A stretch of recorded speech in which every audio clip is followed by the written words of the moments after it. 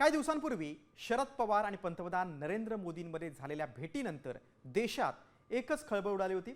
अशातच आता खासदार सुप्रिया सुळेंनी केंद्रीय गृहमंत्री अमित शहांची भेट घेतल्यानं पवारांची राष्ट्रवादी एनडीए सोबत जाणार का अशी चर्चा रंगू लागलेली आहे। त्यामुळे पवारांच्या एनडीए प्रवेशाचं घोडं नेमकं कुठे अडलंय पाहूयात या खास रिपोर्टमधून। 6 दिवसात दोनदा भेटी एनडीएत प्रवेशासाठी। पवार सुळेंच्या मोदी शहा भेटीमुळे चर्चेला उधाण। विलिनीकरणामुळे एनडीए प्रवेशाचं घोडं अडलं।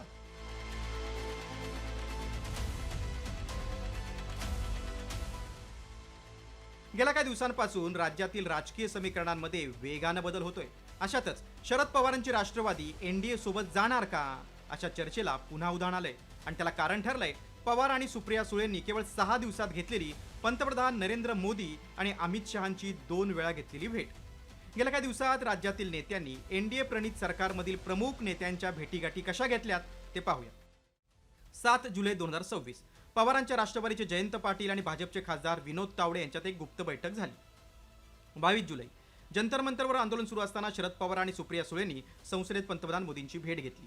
भेटीत विद्यार्थी आंदोलनावर चर्चा झाल्याचं पवारांनी सांगितलं। 23 जुलै दिल्लीत पार्थ पवार आणि प्रफुल्ल पटेल यांनी शरद पवार यांची भेट घेतल्याची माहिती समोर आली। 27 जुलै दादांच्या राष्ट्रवादीचे प्रदेशाध्यक्ष सुनील तटकरे यांनी केंद्रीय गृहमंत्री अमित शहांची भेट घेतली। 27 जुलै त्याच दिवशी सुप्रिया सुळेंनीही खासदार बजरंग सोनवणे यांच्यासोबत केंद्रीय गृहमंत्री अमित शहांची भेट घेतली। या भेटीगाठीमुळे पवारांची राष्ट्रवादी एनडीए सोबत जाणार असल्याच्या चर्चेला आणखी उधाण आलंय। मात्र भाजप नेतृत्वानं एनडीए प्रवेशासाठी दोन्ही राष्ट्रवादी एकत्र येण्याची अट शरद पवारांना घातल्याचं बोललं जातंय। त्यामुळेच दोन्ही राष्ट्रवादीतील नेते भाजपच्या वरिष्ठ नेतृत्वाशी भेटीगाठी करत असल्याचं सूत्रांचं म्हणणं आहे। मात्र आता स्वतः शरद पवारांनीच दोन्ही राष्ट्रवादी एकत्र येण्याच्या शक्यतांना पूर्णविराम दिलाय। खरं तर दोन्ही राष्ट्रवादी एकत्र येण्यासंदर्भात पुन्हा एकदा चर्चा घडू लागलेल्या आहेत। त्या संदर्भात काय? खरं तर दोन्ही राष्ट्रवादी एकत्र येण्यासंदर्भात पुन्हा एकदा चर्चा घडू लागलेल्या आहेत। त्या संदर्भात काय? दिल्लीतील राजकीय भेटीगाठी पाहता डिलिमिटेशन विधेयकासाठी सत्ताधारी राजकीय समीकरणांची जुळवाजुळव करत असल्याचं स्पष्ट दिसतंय। राष्ट्रवादीच्या विलिनीकरणाला पवारांनी स्पष्ट नकार दिल्यानं आता पवारांच्या राष्ट्रवादीबाबत भाजप काय भूमिका घेणार? पवार खरंच मविया सोडून एनडीएत जाणार का याबाबत उत्सुकता लागली। ब्युरो रिपोर्ट, साम टीव्ही न्यूज।